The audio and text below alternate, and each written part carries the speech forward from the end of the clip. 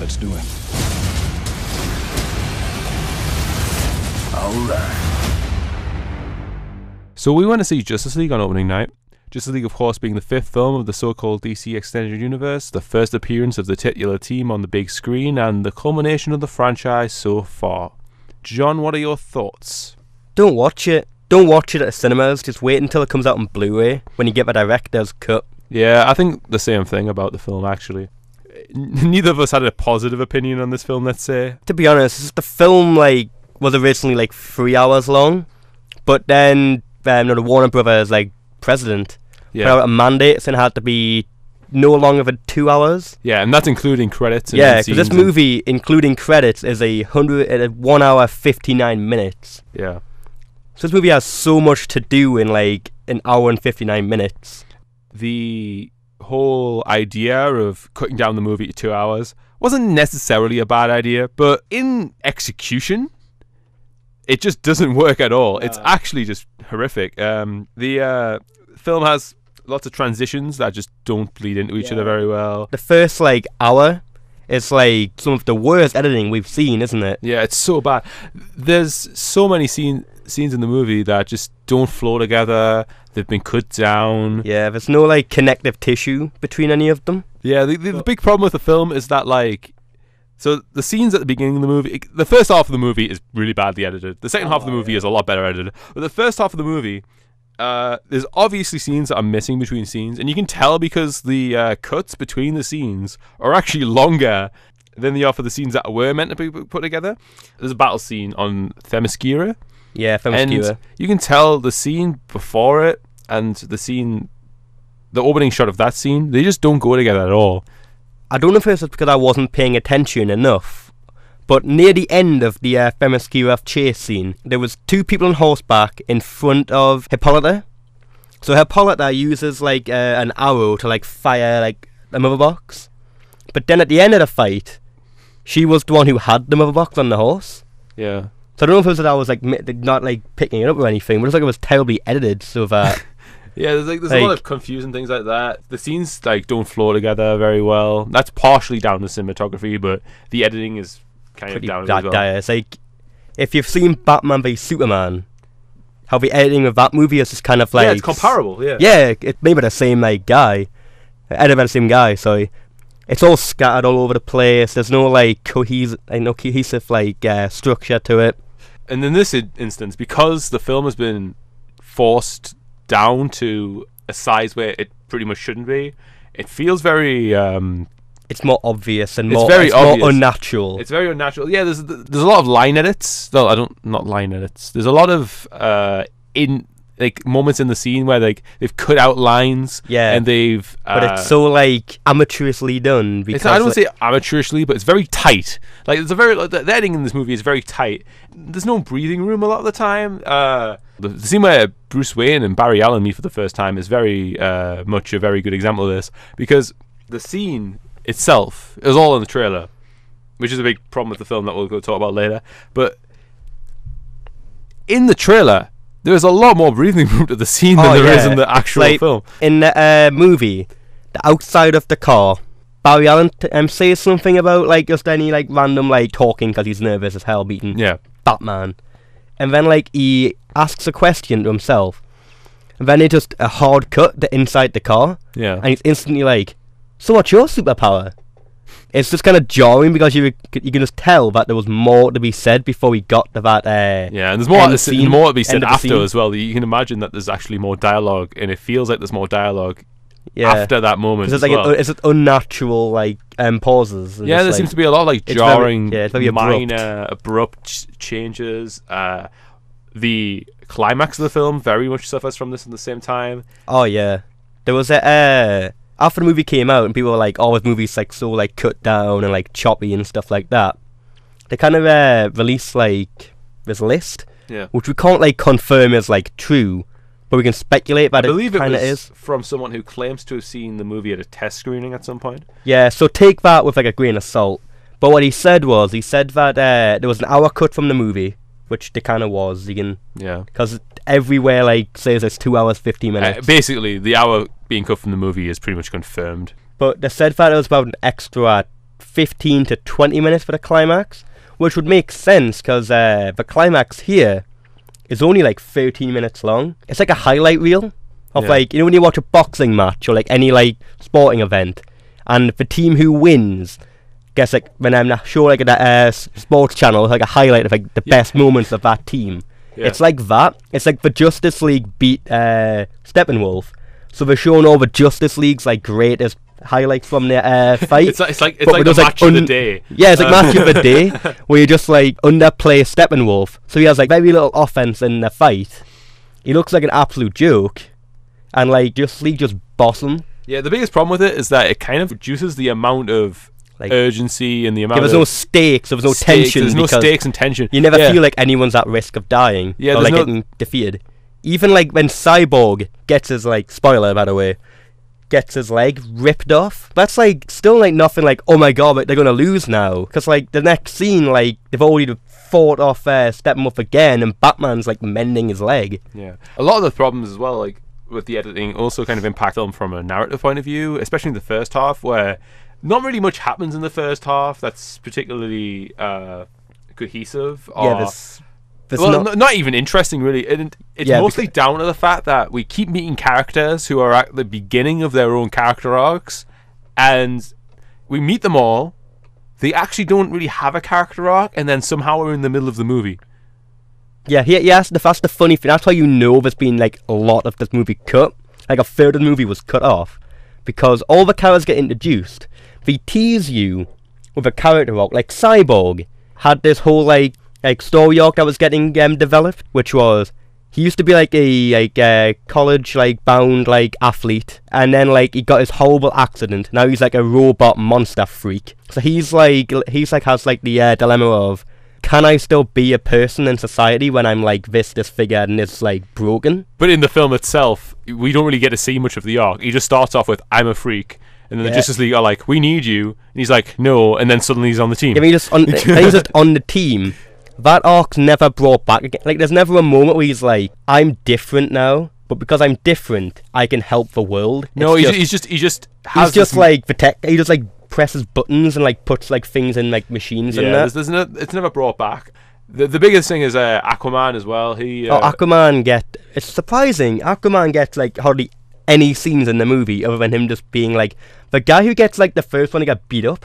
Yeah. But he gets 2 introductory scenes, so it's like he gets introduced with Bruce Wayne. He just pretty much tells Bruce Wayne to like fuck off. And he has this kind of montage. He has this montage scene where he fights off parademons, I think, as well. Yeah, that's the thing. He has that introduction scene where he just fucks off back, and then about 10 minutes later, he has like Icky Thump is playing from the trailer, and it's the cool Aquaman scene from the trailer. It's just placed in the movie, as if they thought, you know, this scene was in the trailer. It has to be in the movie. This made Aquaman. This for a couple days made everyone stop making jokes about Super Friends. It's in the movie.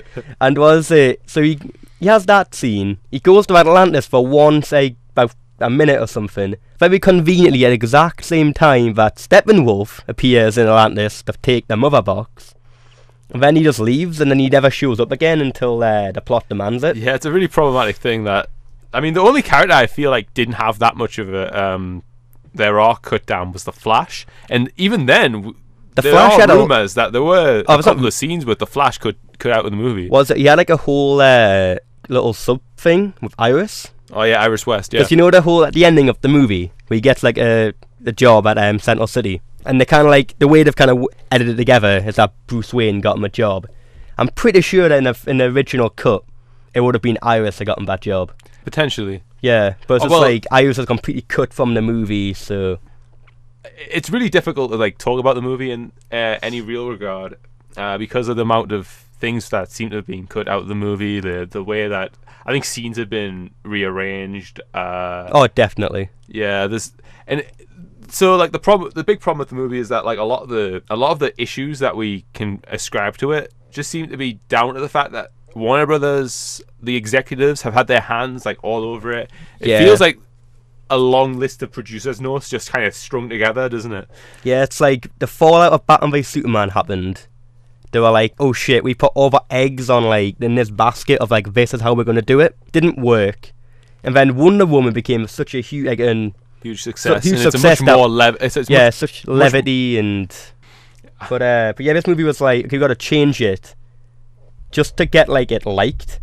So they panicked so much and they're so desperate to get a hit and a good film that it was their downfall. Yeah, it because was. They put so much like, no, I gotta put this in and this and take this out and they basically took as many elements from superhero films that people liked as possible. Yeah, that's and then threw them in indiscriminately. Yeah, when you watch this film, it has all of like the staples of like popular films, like superhero films that made a lot of money from the past like decade or so. But there's just no cohesion between. There's no cohesion because it's like there's like conflicting tones and like doesn't mesh together.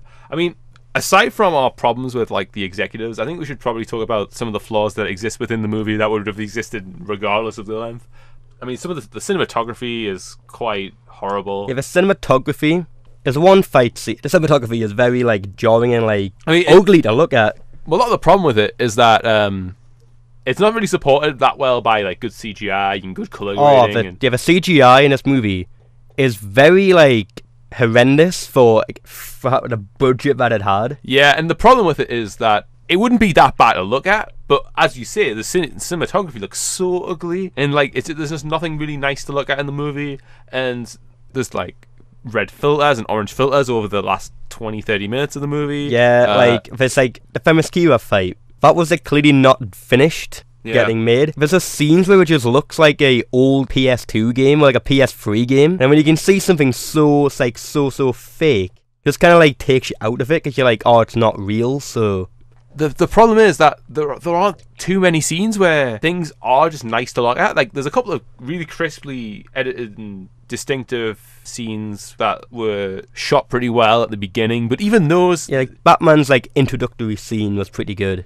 Yeah, but those scenes, the problem with those scenes is they look like they're out of different movies. Yeah, oh yeah, they do. You can definitely tell when like Snyder did a scene or when Whedon did the scene, just how different styles is. It's not even about Snyder versus Whedon. It's that they could be like of 10 different movies, maybe. You know, for example, there's the scene at the beginning of the movie, which was by Whedon. The Batman introductory scene.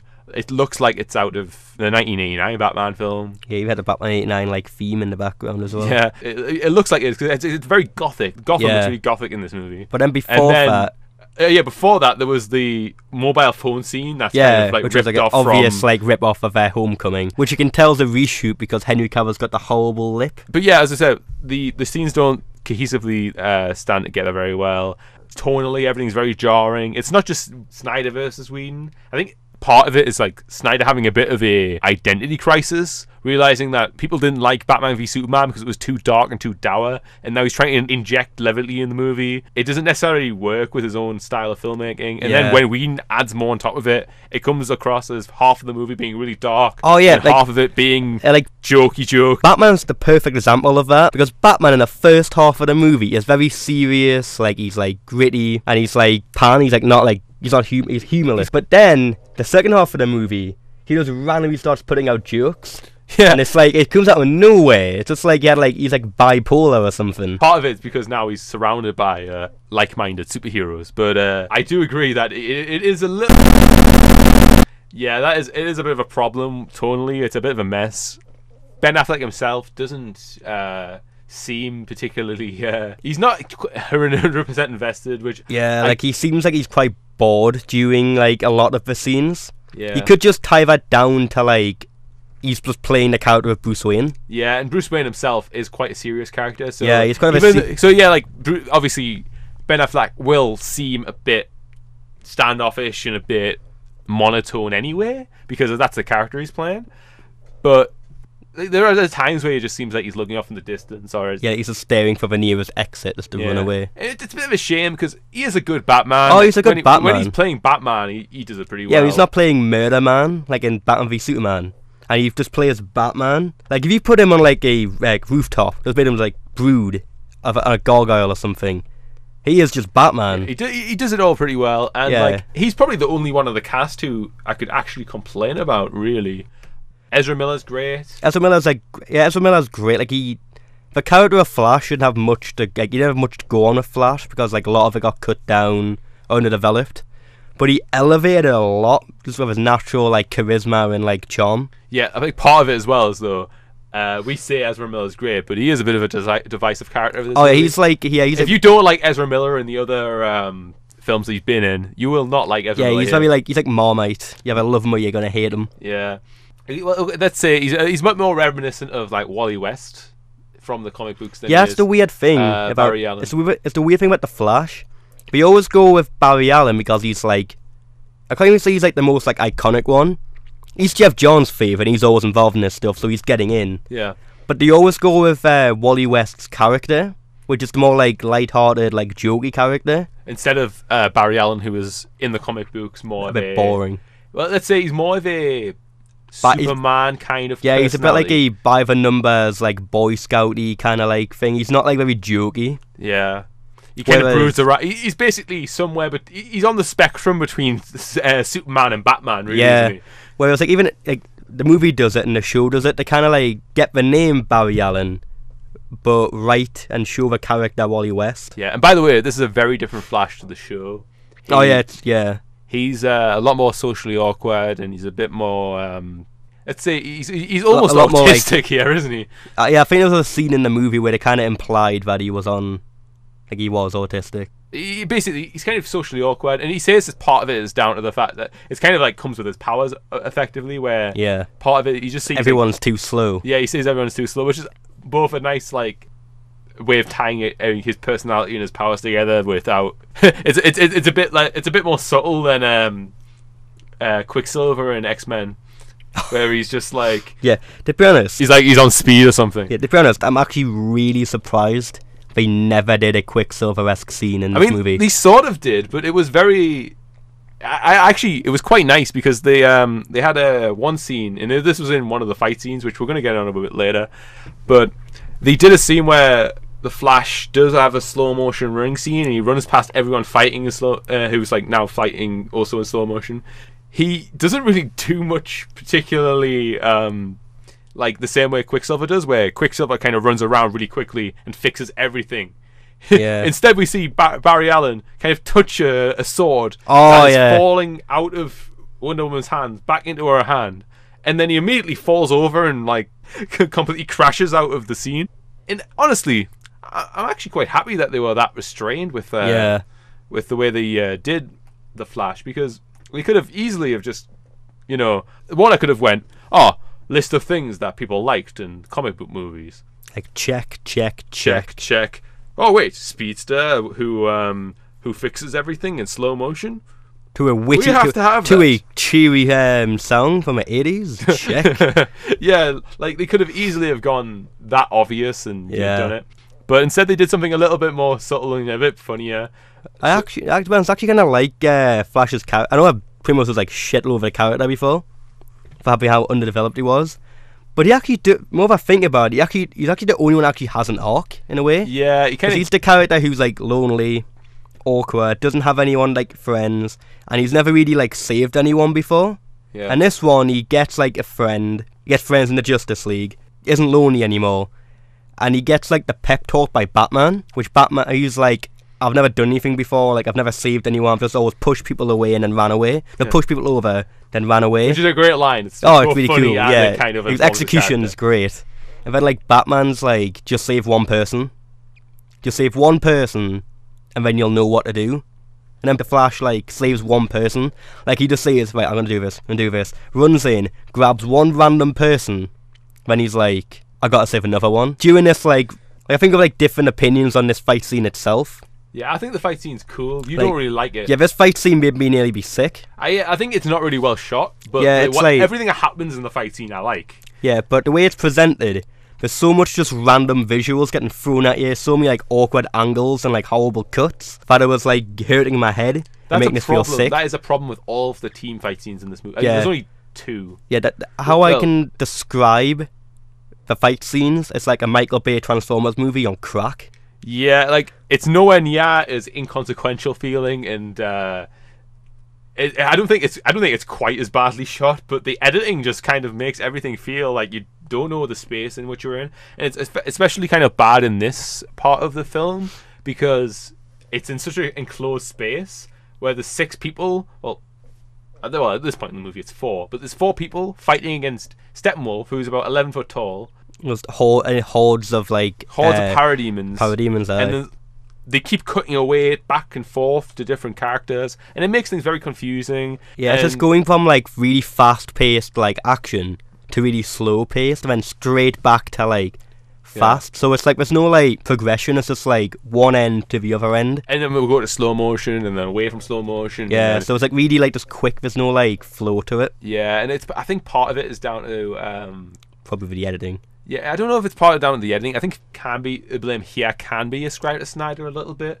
I think he needs to be. It was a little bit unrestrained, let's say, and the editing just makes it worse. And I think the same thing can be said about the ending scene, where it's not nearly as nauseating, but at the same time, there's not any stakes when you like. There's no any stakes. You don't know what anybody is. Characters are just jumping around, like jumping 50 feet. You know, they're not necessarily like doing anything. Like it struggles to kind of connect to form a bigger picture. It doesn't do what the ending scene in Avengers does, and part of the problem as well is that the climax scene, I think we mentioned this earlier, that it's about 20 minutes too short. Yeah, it was 13 minutes in length, which isn't really that lot. It's kind of really short for like a final climatic like battle. But like the leak said that it was like cut from like 15 to 20 minutes. It seems to be very problematic because, I mean, Superman shows up at the end and kind of saves everybody. But before that, there seems to be no real sense of struggle. Like, there's no need for Superman to come in and save everybody. It's like Superman comes and just beats them in like 5 punches. Yeah. So we get about 30 seconds of the other members of the Justice League struggling. Yeah, like Cyborg gets a leg ripped off. Flash gets like his leg slit or something or whatever. Yeah. And then Batman just runs out of bullets in his gun. Yeah, and he's like, very confused. He's like, what? Guns without a bullets? Yeah. he's like, this didn't happen when I was mowing down criminals the last movie. Oh, speaking of that, Jim Gordon's in the movie for like 2 scenes, and it's really great because they talk about like the parademons, and he's saying, oh well, this big like bat-like monster with fangs stole 8 people. And he's like, I know what that sounds like. I know what it sounds like. But the guy's been fighting crime for 20 years. Do you really think he'll go to Metropolis and kidnap 8 people? And I'm like, he probably would have in the previous movie. last one, he went to Metropolis and killed 20 people. So yeah, don't really put it past them. Jim Gordon is actually the light in this film. I love the there's a scene that they put this on YouTube where the League kind of meet with Jim Gordon, and he says, "Oh, there's been people being kidnapped by this monster. Here's the perp," and he hands Batman this like childlike drawing. It's like a scribble of a bat monster. Yeah, and it's just such like an underplayed like subtle. It's very like, dry scene. humor. Yeah. But actually, that brings up a pretty decent point that I think we haven't talked about yet. The fact that most of the good stuff about this movie has actually already been seen by everybody who's seen the trailers. And if you're a bit on the fence of watching this, paying money to go watch this film in cinema, just YouTube Justice League, and all of the cool scenes, minus a couple, are all on YouTube via like trailers or like just scenes that are released in their entirety. Like Flash's introduction scene was all like in its entirety on YouTube. Aquaman's like meeting with Batman. Both of the introduction scenes. Both the first one and the completely unnecessary second one. Oh, the second one's in the trailer, yeah. And it was really badass in the trailer, so it's in the movie. The first one is all on YouTube as well in its entirety. The Wonder Woman introduction fight? Yeah, that was kind of like cut a little bit. But you know, for the most part, the cool set piece parts, they're in the trailer. Yeah, and it's just like, what this movie, what it kind of like reminds us of is the movie, I don't know if you've seen it, A Million Ways to Die in the West. It was the Seth MacFarlane like film after Ted. Which everyone kind of one. Yeah. The one that everyone kind of realised that he wasn't as good as everyone thought he was. But that movie had like a good look. Like I liked how like all in it went for the western. But when I was watching the trailer, I'm like, this film looks amazing. Not amazing, but looks really good because it's really funny and just has really cool scenes in it. Then you get to the actual movie and you realised, oh, the reason why the trailer was so strong is because it has like all of the cool scenes in it. Justice League's kind of the same. When you watch the movie, you get to the cool scenes, but but you don't really have much of a reaction because you've already seen them a couple times. Yeah, and it actually makes it worse because other people who maybe haven't seen the trailers, or maybe people who just laugh at scenes have already seen the trailers anyway, they're in the back of the auditorium like laughing their heads off, and it actually just makes you feel annoyed. Yeah, because you just like, you get really jealous. You're like, I want to have a good time as that person's having, but I can't because I've already watched it in like a trailer. Yeah. It's like you just feel robbed out of an experience. Yeah, so like about 20 minutes of this 2-hour-long movie has been seen to you already. As a rundown in these 2 hours, the movie is about 20 minutes of scenes that you've seen in the trailer, about an hour-long boring introduction scenes of characters that don't lead anywhere because all the character arcs have been cut out, about a 15-minute fight with Superman. Oh, speaking of that scene, right? The movie goes off the rails at that scene. All right, okay. So we have slightly different responses to this because he says the film goes on the rails. I think this is where the film finds its feet because the movie is so boring beforehand. No, I agree with that. The movie's boring as sin beforehand, but the movie was like telling something and going. The movie, like my opinion of it is, doesn't matter if it's like fun and entertaining. The movie was going on like somewhere, and then it gets to this scene where they're like, hang on. The other boxes are like, MacGuffin devices. Yeah. They can do whatever we want. Let's just bring back Superman. Yeah, I like the fact as well that everyone brings up that Batman is crazy to be doing this because this is exactly what Lex Luthor tried to do in the previous film. And he's like, we've got better technology now. And he's Batman. Nothing goes wrong for Batman. But anyway, right? Basically, he says, let's just bring back Superman. So after a little bit of bickering, they decide, fine, let's just agree with Batman and do this. So they bring back Superman. Superman, who is like, comes back from the dead, he's lost his mind, he does not know where he is. So they all like go after him. And they're all like really like carefully like approaching him, be like, listen, we gotta be like really careful here. Because this guy's in the best of minds. He levels a city and kills hundreds of thousands of people. This guy's out of his fucking mind. We have no idea what he's gonna do here. Surprisingly, he's a lot more tame. He has a fight. When he's out of his mind, he doesn't do anything until he gets shot by Cyborg accidentally. I mean, he does use like the Flash to destroy the memorial of all the people that he killed in the first one. But like basically, so what happens is, there's this fight. It's a pretty cool fight scene as well. It's a pretty cool fight. It's reminiscent of the fight scene in Avengers, like the Avengers where they all meet. Except obviously in this version, the power levels of all the characters are also unbalanced. That Superman basically has to be fighting against the entire Justice League. Yeah, there was a scene where every member of the Justice League, except Batman and Flash, are like holding Superman back. When the Flash tries to run behind him in slow motion, Superman's eyes slowly move. But Flash is like, oh god, I've messed up here. This guy's as fast as I am. Has the greatest oh shit face ever. Yeah, that is brilliant, yeah. Yeah, it's perfectly executed by Ezra Miller.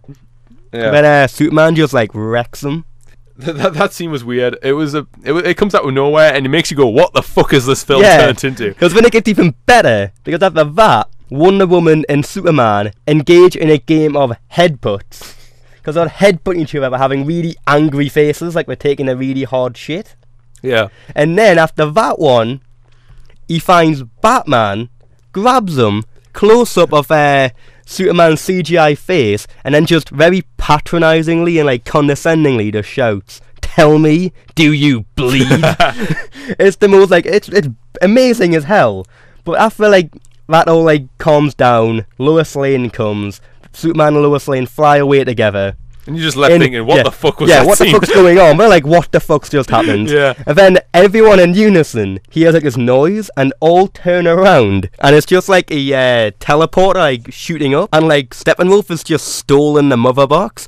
So they're all just like, oh shit, we forgot about the movie we're in? And like, fuck. Like they interrupted the entire Justice League movie that they were in to bring us the Return of Superman. Yeah, and then it's kind of Superman leaves, and then we're back to Justice League. Yeah, again. basically, it's the equivalent of the email scene from Batman v Superman, except way more dumb, but way more hilarious and amazing. I would not say it as dumb as that. Like that scene was basically 3 end credit Sorry, scenes. sorry, not dumb.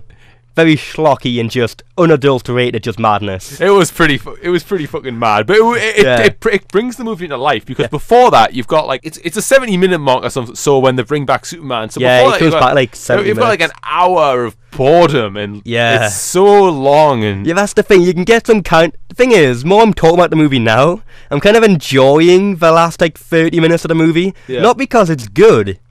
Just because it's so just fucking like... It's fun. It's so fun and just compared to the first half of the movie. It's not even good, but it's fun. It's not good at all. It's awful. Like, it's awfully made. But it's as if, like, the filmmaker's just like, fuck it, we've had enough. Yeah. Let's just have, like, slocky as hell. Let's stop trying to, like, pretend that this movie's ever going to aspire to anything great. Yeah, so it's just absolutely just madness. And it's like, just... that scene is really mad. And, like, the problem is, if every scene in that movie was as fun as that scene, we could probably forgive it for its flaws. Yeah, but it's just most of it isn't. It's just so boring. Yeah, so it's like, when it's... The thing with problems and, like, with movies is, if you're having fun, problems will be there, but you won't notice them. Yeah. It's when you are bored, and when the problems are, like, glaring to you, that's when it's a problem. Yeah, like, the first half of the movie is especially badly made, and barely anything happens, like, that builds up other than Batman finding all these Justice League members. Honestly, the film could have given us 3 really quick introduction scenes, and then the Justice League movie happens, and it would have been fine, because we already know who the Flash is. We already know who Aquaman is vaguely. We don't need the first half of the movie to be spent introducing these characters if they're not actually going to have an arc before the whole team comes together. You can have one or the other. You can have an hour-long first half of the movie where everyone has an arc and they bring all the characters together slowly, but eventually amounts to a lot. Or you can have, we'll just have a couple of introduction scenes, everyone's together, okay, crack on with the movie. They don't really do it either. They have this horrible kind of mismanaged hodgepodge where, like... Yeah, it's kind of the problem with the first half. Yeah. Is that I know that the movie is like an ensemble movie. Yeah. So, like, all the characters are main characters. But ensemble movies still have, like, a POV character. It's Batman, really, in this stuff. Yeah, it's meant to be Batman, but after, like, Batman does a couple of things... He fades into the background, doesn't do anything for the rest of the movie. Wonder Woman, even though she's like a less important Batman, in which she doesn't do anything at all other than talk to Cyborg. Flash has a couple of funny scenes, and he has like... He's more comic relief. Yeah, he's more comic relief, so he's like, after like, you get interested in him, he kind of disappears. Aquaman gets nothing, so he's not like engaging. Aquaman has like one. He has a couple of good comedic scenes, and he has like one decent character moment. Yeah. And the character moment is also kind of comedic. It's actually a really comedic scene. Yeah. So basically, Cyborg has an arc which started and then just got dropped, like I think I said. So there was no real star of like the movie to latch onto. To be honest, I think the star of the movie is probably Gal Gadot's arse. Because, they show more of that than they show her face, probably. Because we were talking about, like, the start of the video, where there was, like, cuts between scenes, where you knew that there was, like, more to be said. So there was no breathing room. All of the breathing room is all given to whatever tracking shot or close-up of Gal Gadot's arse it is. Yeah. There's amazing. There's a scene where Cyborg and Wonder Woman meet at night, and, like, they have... only a few lights on set, obviously. Yeah, and all pointed towards her. Yeah. There's like a scene where like she's wearing like really tight jeans and something, and like they're showing like a really like look at this. This is what we want to be looking at, because there's a light on it, the camera's on it. It's like, but if could you objectify her more? It's like but then you get a better one. Okay, by the way, that scene is amazing if you think about within filming the movie, because it's just a guy just like following her up the street with a camera pointing at her arse. Yeah, if someone was doing that on a street without the context of it being in a movie, he would be arrested and jailed. Yeah, but anyway, so the next scene with it, another scene with it in is it's when the Batship like arrives back at the Batman's house, and the door opens and like Flash and Batman are there. They're in the background, and Wonder Woman's in the foreground, like right in the front. But she's got the back of the camera, and the frame is like positioned, so her arse is right in the corner. So the focus of the shot is meant to be on Batman and Flash, and it's slowly zooming in on them, and like going to an angle. But because it's zooming in, her arse is just getting bigger and bigger and bigger. Yeah, so like even though it's like moving away, it's taking up more room at the same time. It's just ridiculous. Yeah, I think that was a big problem with the film. Like, this is why we can't really say, oh yeah, we can't really blame Snyder or Whedon for like all of the faults of the film, because there are plenty of faults with the film where it was definitely happened under their watch. Like part of the CGI, for example. Yeah, just a really pervy director of photography. Yeah, like the problem as well. Like, he's very good, by the way, for managing to film a scene like that with only using one hand. The Amazons as well. They have the same problem. Yeah, they were, I think a lot of people have made a lot of conjecture and like talk about that already. Yeah, there's like there are a lot of problems with the film that we haven't really brought up yet. Like I said, the climax, we said it's too short, but there's really some sort of problem with the film where they don't bring it. They bring in Superman, like, and for what they do with Superman, they don't really do enough of him. Like, they don't have enough of him. Like, he's in the film as Superman for about 5 minutes. As shirtless guy who wants to kill all the Justice League, he's in there for pro 10. Yeah. And then, like, as Clark Kent, he's in there for, like, 5 as well. Yeah, he has, like, 20 minutes of screen time. But when he actually shows up as Superman at the end, that is the best on-screen performance of Superman since, like, Christopher Reeve. Yeah. Because he gets, like, only a couple scenes, but every scene, like, perfectly, like, captures, like, the spirit and essence of Superman. It kind of shows, like, this movie, I think it's, like, fair to say it's, like, a huge, like, course correction of, like, the DCEU. When you do a negative reaction to Batman v Superman, so this Wonder Woman's kind of same as well, was, like, Wonder Woman's, like, more, like, light-hearted, a lot more levity. Yeah. So the first thing Superman does when he arrives is, like, he says, I hear innocent voices, and just instantly flies to save them. That's like a complete 180 on a Superman of Man of Steel, who would level a building to fight a guy, murdering loads of people, and then making out of his girlfriend on the broken remains. This actually leads into a really good comedic moment where, like, Flash comes and saves this one family, and this family is like, this is the only family we've seen from this entire Russian village where they chose to randomly settle a line. Yeah, that's kind of, sorry to, like, stop you for a second, but that's one of the things. We were talking about how this film has a really good ending, doesn't have much stakes or, like, tension. Probably because there's only, like, one family. Yeah, there's one family in the entire Russian village. It's, like, basically abandoned effectively at the end of the movie. Yeah. So basically, they show this one family throughout the entire film, and then, like, at the end, Flash saves them, and, like, it's quite a triumphant moment. And then Flash turns over to see Superman, who's carrying an entire building of people, presumably, away from the this, what is it, like, terraforming fog that, like... Yeah, the red mist. Yeah, like, basically, Steppenwolf has this, like, desire to turn his planet into his own planet or whatever or something. Steppenwolf is, like, I don't know if it's because he was cut from the movie or what, but he's one of the most underdeveloped villains I've seen for a very long time. Yeah, like he makes Malekith from Thor 2 look like Heath Ledger's Joker. Yeah, he's very reminiscent of I was gonna say he's very reminiscent of, like, some of the early Marvel villains, but even those, you knew what they were doing. Yeah, the thing with Steppenwolf is that his, like, reasoning for doing things is never really defined. Like, you get one throwaway line of dialogue where if you, like, zone out or someone cough, you'll miss it, which is just saying stuff like, I want to ascend the ranks at Apocalypse and, like, he brings up Darkseid. Be by my nephew Darkseid's side.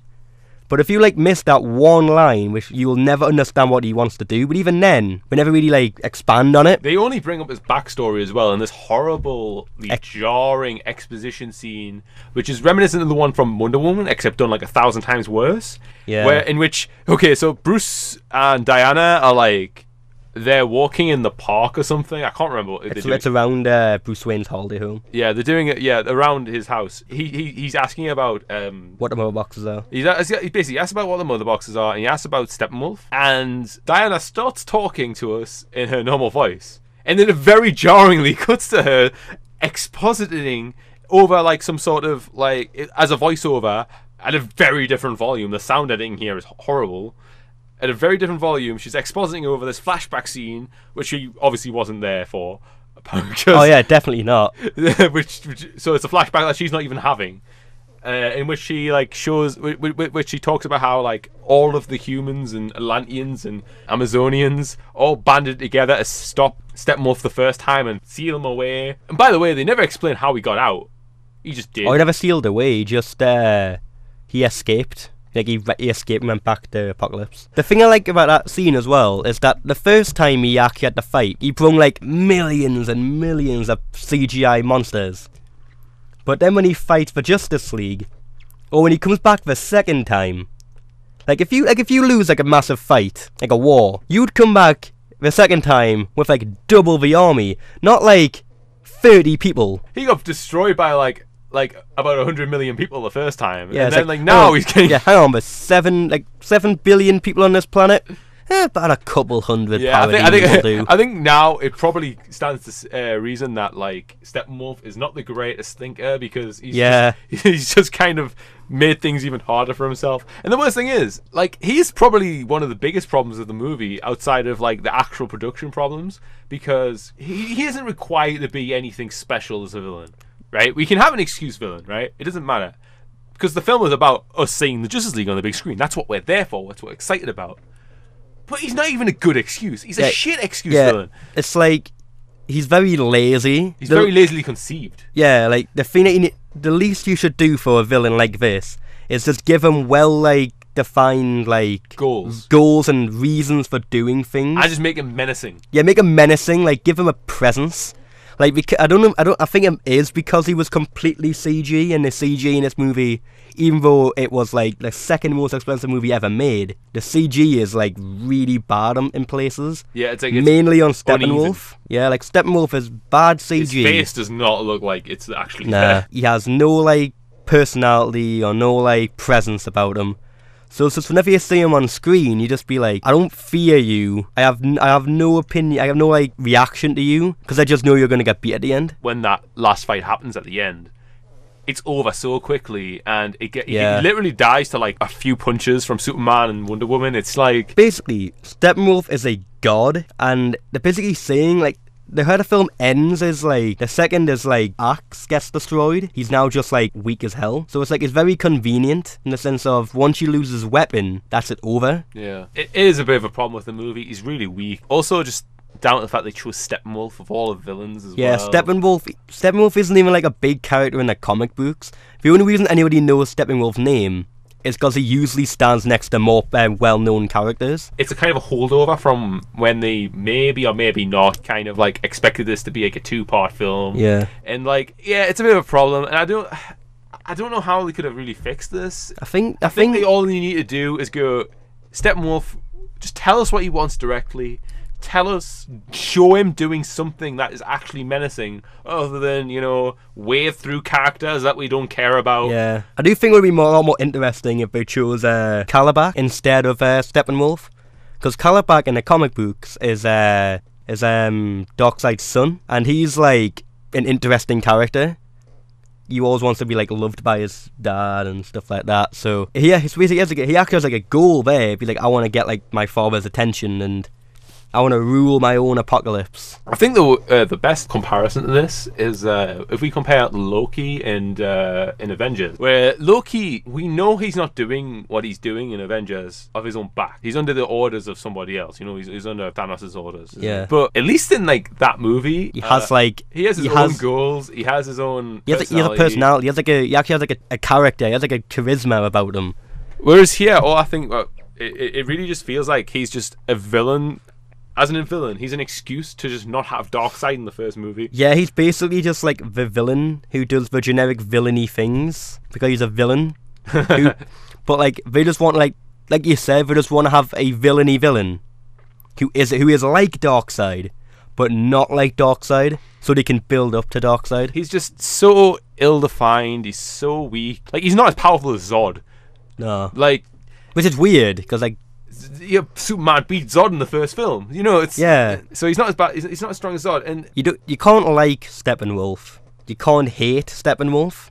Yeah, because he just isn't there. He's not. Yeah, there's nothing to hate. It's just you feel absolutely nothing towards them. Yeah, the movie has like the problems. Like there's a lot of conveniences. There's a lot of conveniences and contrived things. It's down to the editing again, probably. Yeah. I don't even know. Maybe this could be down to the script. You know, there were a lot of problems with the script and Batman v Superman as well. Yeah, things are just really conveniently timed. The biggest one I can think of is that there's a scene, this fight scene in the middle of the movie. I think we brought this up before as well. Yeah, that's what I was really sick at. Yeah, the one you were nearly sick at. Aquaman is not in this fight scene. He rejected becoming a part of the League earlier in the movie, and then about 10 minutes, maybe 5 minutes before this fight scene starts, we see him in Atlantis, and Steppenwolf appears and takes the mother box that is in Atlantis. And then we are in the fight scene with the Justice League versus Steppenwolf, and it happens in like this water tower. Is it like a water tower or It's the Gotham sewers. Yeah, it happens somewhere in Gotham, like underground. The old Gotham sewers, yeah. Like the old Gotham sewers, and the fight's going okay, and then Steppenwolf kind of makes an escape by bursting like a dam or like a flow of water. So it all he kind destroys like the sewer like wall, which like ruptures and then all the river starts flowing in. And Aquaman, who must be just standing around, he's just like standing out there, time. just like chilling out, just talking to some fish. He just randomly comes in, and then this is the only time we actually get to see Aquaman use his specific powers in the entire movie. Just kind of comes in and just like starts like stops the water from flowing and killing everybody. But like you're sitting there going, how does Aquaman know where everything's happening? It's as if he read the script. Yeah, it's like you read the, yeah, it's like I guess he talked to the water somehow. I guess I don't know. Yeah, because I don't know if it's in the movie or if it was in an interview that I watched, but Momoa Aquaman says that he doesn't talk to fish exactly. Yeah, he talks to the water, and the water talks to the fish, because like he talks to fucking fish. Like Aquaman's like one of, if not my favorite super hero. Yeah, this is so annoying.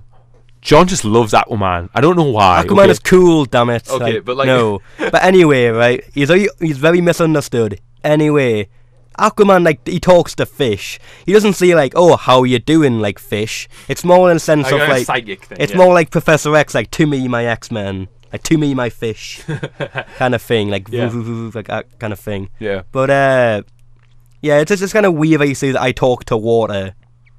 But yeah, it's just weird kind of thing. But it's bizarre that he just randomly shows up in the middle of the movie. That's like a big problem.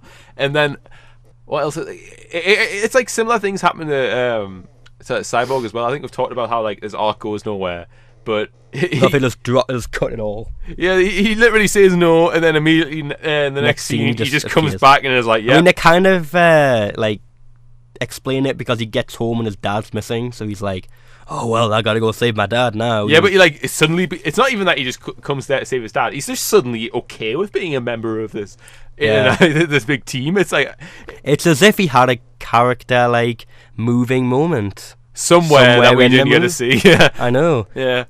As I said, there's so many problems with this movie, and like, if only like, I mean, the big thing is we're not really angry at this movie. We're sort of disappointed, but we're not really disappointed with the movie. I just feel sad for it. I feel sad for everyone involved. Yeah, like it could have been so much better. And part of the reason is that like I feel like they were only aiming for like a 6 out of 10. Like that's the thing.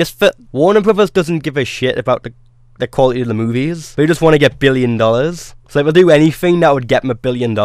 Hence with the mandate saying like, oh, if it's 2 hours long, we'll get more like viewings in a day and stuff like that. Yeah. All could be linked to the Blu-ray sales, if it's 2 hours long, we can give them that extra hour from the Blu-rays. Yeah, and they'll all buy it up and think we're being mint and being so like nice and generous people. It could also be linked to like Blade Runner 2049. Oh yeah, they don't want to. They thought, nobody went to see Blade Runner 2049 because that film was 3 hours long. Not because of the fact that not a lot of like just the average like movie-going audience actually know what Blade Runner is, and the fact the trailers did not explain what the hell Blade Runner was at all. Warner were just aggressively trying to make this film decent at best. They weren't aspiring to make this film great. And the thing is, the characters in this movie, right, they're so iconic. I mean, we've got Wonder Woman, we've got Batman, we've got Superman, we've got Like, even the Flash at this point, everyone likes the Flash now, right? Aquaman is like, you know, he has fans, you know. He has me, you know. Yeah, like the comic fans, you know, they want this team to be good. Cyborg has fans, even, you know. There's a Teen Titans member, so yeah, like, it's baffling. Everyone loves these characters, yet they go for such a average at best sort of outlook on what this film could be, and it's like, so annoying. Like, it's really baffling and really, like, kind of hurting in a way, in the fact of characters like Iron Man, Captain America, nothing against them, but characters that aren't as iconic as, like, Superman, Batman, and Wonder Woman. Superman is the first ever superhero. You know? Yeah, he is. Like, if you show someone a picture of the S logo, everyone will say that's Superman. If you show someone the Captain America shield, they'll be like, "What the fuck's that?" Yeah. People will know now. But I think it's mainly because of like a decade ago. Yeah. If you like showed someone like the Iron Man like chest logo, people would be like, "What the fuck's that?" Or like if you showed like someone like Captain America shield, be like, they might know what Captain America is. But if you showed someone like Superman's like symbol or Batman symbol, they would know who that is. So it's just weird that like Iron Man and Captain America get so much better, like, amazing movies. Yeah. Whereas like Superman and it's like the Avengers, even the comic book fans. The Avengers never sold, but the Justice League was like iconic and everyone knew what it was. It was the first like big team. Yeah, and it's just so frustrating that like Warner have they obviously have big ambitions to what they want this film to sell, but they want the money, but they don't want to put the effort into it. They never attempt to put the effort that they need to put to make this movie great. Yeah. And it's just they're panicking to like get the money and get everything to work and make it like a successful movie financially is the thing that's their own undoing. They obviously should have. Here's the thing. I really think they should have replaced Snyder. I don't doubt that his version of the film would have been decent. I just think, could they have gotten someone with more ambition than just making a decent movie? It's just, I like Snyder's films that I've seen. Like, I liked his Dawn of the Dead movie.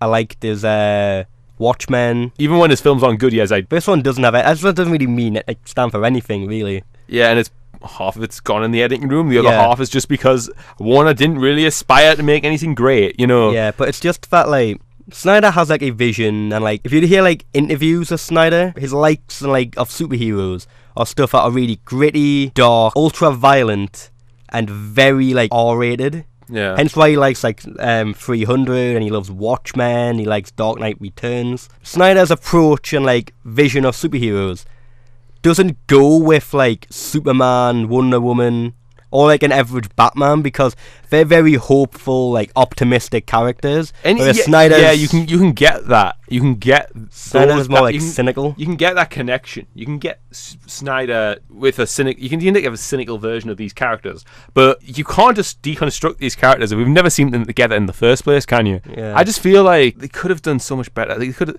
even if say they aimed for like an 8. And they cut 2 hours of this movie, and it was a 6. Yeah, it would be fine. But I mean, it was a 6. They cut 2 hours, and now I think we agree. Yeah, it's a 4 out of 10 film. Yeah, and there's like, just too many problems with it. The thing we don't even hate the movie. We think that most people who watch this movie, if they're not too caught up with the technical aspects of the film, we don't care too much about like editing or like cinematography. If you can like, look past a bit of bad CGI, I think if you just like turn your brain, it's a type of film. If you turn your brain off, you'll like it. And and honestly, that's not even me like bashing the movie. That's me just going, you know, it's just if you like, it's a nice, let's say, popcorn film, and it's not like a. I'm not even saying that to deride the movie in any way. I'm saying it to go, that's what it's aiming for. Yeah. And it kind of hits those moments without gaining anything else. Yeah, this movie like hits certain points, and honestly, but never pushes anything. Maybe it wouldn't have been that bad if we hadn't been exposed to like so many other great comic book movies. Like, you just look at this movie and you compare it to like even The Dark Knight Rises, and you just see like Christopher Nolan made that movie, and his filmmaking was on such a high tier compared to this. Yeah, so it's just that's the thing I heard. One of the YouTubers that I watch have said that this movie is like the best movie to come out in 1996. Yeah, it would. Because it would have been a great movie. But as stands a comic movie is in 1996, it's amazing. Honestly, it breaks new ground. It's amazing. It is. It's true though, isn't it? It's like the way that I would like compare this movie, where we're talking about like all the exec and producer like fiddling around. It's probably this movie's like the DC's equivalent of Amazing Spider-Man 2, a movie which could have been decent. Like, I don't think the script of Amazing Spider-Man 2 it wouldn't have been that good, but it would have been like decent. This film could have been like decent or like above average if we just didn't start like meddling with it and like changing everything. Yeah, because like it's not even the fact that they added Whedon, it's more to do with the hour they cut out. Let's compare to the Amazing Spider-Man 2. That movie was pretty well done, like for the script that it was working from, and it was in the fact that they tried to interfere with everything that was going on to such a massive degree.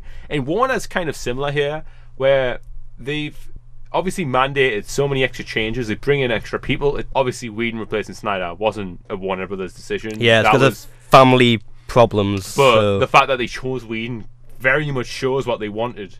I think Snyder was the one that chose Whedon. Oh, did he? Yeah, he chose Whedon to like work with him on reshoots, but then the whole family thing happened, so then he had to step down. Fair enough. Yeah, so Whedon was the fact that like, but anyway, what Warner Brothers kept pushing for more light material, and the fact that like this is what they ended up like ruining the movie a little bit, and I think it's mostly down to that like 1 hour, as I said. Yeah, The Amazing Spider-Man is very similar, and honestly, The Amazing Spider-Man is a much better directed film, and it's a much better shot film. Oh, the visuals in that movie are some of the best I've seen in a superhero film. So, like, it's very different. It's very different in those regards, but at the same time, both of those movies are just proof that if you're an executive, sometimes you just have to accept getting into a film and, like, trying to force stuff into it or out of it will ruin it if you're not also concerned about keeping the film as a cohesive story. Yeah.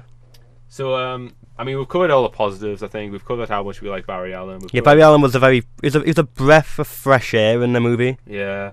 We're both looking forward to Flashpoint. That's going to be a great film, I think. Oh, yeah. I'm looking for... It's really weird, because I like Flash a lot, and I actually really like the Flashpoint story. It's actually one of the first comic books I read when I first got into comic books. I cannot wait for Jeffrey Dean Morgan Batman. Yeah, neither can. To be honest, I want to see where the hell can they go with that one? Because that was meant to be an extreme Batman who used guns and murdered people. How can you do that? But like, here's the thing. So we're gonna have a good. I think we're gonna have a good Flashpoint movie. Oh God. What? Imagine all of it. The weird like Tumblr like pushes they're gonna do with like Batman and then like Lauren Cohan, or I think that's her name, Maggie from Walking Dead, Joker. Oh man, they're gonna be shipping them so much. But so I think we're gonna have a good Flashpoint movie. I'm very the end credit scene from this movie, the very end one. Oh, there's 2 post-credit scenes. One of them, it's fan service of a comics old debate about who is faster. In this post-credit scene, they actually like had like a race. I like how they reference that that if Superman is faster than the Flash, it would be to the detriment of like the entire point of the Flash, because he says, "Oh, if I win this race, you're off the team." yeah. That's a pretty good line. And imagine Man of Steel Superman saying that. There's his red eyes glowing. Yeah. If you lose, you're off the team. So they have that building a fall on they have that scene, and then there's a great scene at the end where we have Deathstroke's introduction in preparation for his. And he looks very film. Comic accurate. With He's very comic accurate. I'm surprised when we took his face off. Like I thought it was going to be like the Arrow Deathstroke. We said like the greyish. And by the way, we like the Arrow Deathstroke very much. Oh yeah, he's really cool. This one is very cinematically, like they use the makeup budget and everything just to make him look exactly the same. Yeah, because I thought it would be like, oh, he's gonna have like blackish greying hair, but now they go full on white, and he does look really cool. Like, so we get the comics Deathstroke, very well done. Here he meets up with Lex Luthor in the end credit scene. And Lex Luthor brings up that he wants to start an Injustice League. Yeah, he's like, they've got a league. Isn't it time that we have one? And it's very cool because there's so many options that they could have. For, it opens so many story options. So like, I mean, we're gonna have a Reverse Flash from Flashpoint. We're gonna have a Black Adam Rock. We're going to have Black Manta from Aquaman, who I cannot wait for. We're going to have whoever they choose to play the Batman villain. I might even throw cameos in by Warner Brothers. Like the biggest villain. The thing as well is I didn't like Lex Luthor in Batman v Superman. Like, I thought, like, it wasn't like, I don't think it was Eisenberg's fault. It was mainly the direction that he got was like hammered up as hell and act really like awkward and like quirky. So I'm like, when I saw his face, I'm like, oh shit. Like, I'm kind of happy he wasn't in this. I was actually kind of happy he was cut. But I'm like, I'm happy to say that like he like toned it down a lot. Like, he restrained himself from like hamming it up. Like, it's still kind of there. Yeah, I hope with where he goes in the future is that he kind of turns it more into his social network performance, because that was a very good possible kind of, obviously I'm not going to try and say that Mark Zuckerberg is Lex Luthor or anything, but you know, but we're not saying he's not. It's something that could easily, like, you know, work as a Lex Luthor performance, and you know, I hope he goes there like in the future. Who, Eisenberg or Zuckerberg? No comment. Anyway, so yeah, I hope that they do live up to our hopes and expectations. Well, not expectations, but definitely hopes. Yeah. Because, you know, there's a lot of potential there. And, you know, even though we didn't really like this movie, as I said, it's a 4 out of 10. We're still, you know, hopeful about the future. So, honestly, right, so we've been talking, like, this is the second recording session we've done for this. And both of them have been about an hour long. Obviously, we edit these videos down. So, we've been talking about this for like 2 hours now. So, I think we've come to the end. I think we've said everything that needs to be said effectively. This movie wasn't good. It's fun to talk about. It's a perfectly solid 4 out of 10. It's a perfectly underwhelming piece of shit, but you know, we can't hate it. You know, it's bad, but we're not angry about it. We're not angry, but it's very disappointed. So I think that's everything we have to say. And remember, our opinion is just... Our opinion means absolutely nothing, to be honest. Like, if you, like we've said, if you don't care about the stuff we've said about, like, editing, and you can overlook, like, that stuff. And if you enjoy seeing your favorite superheroes on the big screen, it's gonna be a fun time for you. Yeah. But, like, as I said, it's not gonna be for everybody, and yeah. If you think you're gonna enjoy this movie, you probably will.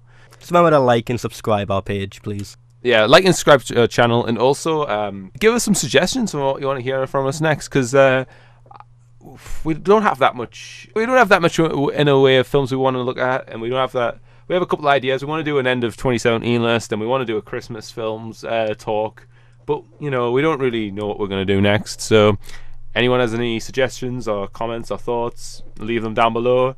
And yeah, we'll probably do them. And yeah, if you even want to defend this movie, we'll happily listen to you, as long as you be respectful. So that's it from us. Anthony's signing off. And John's signing off.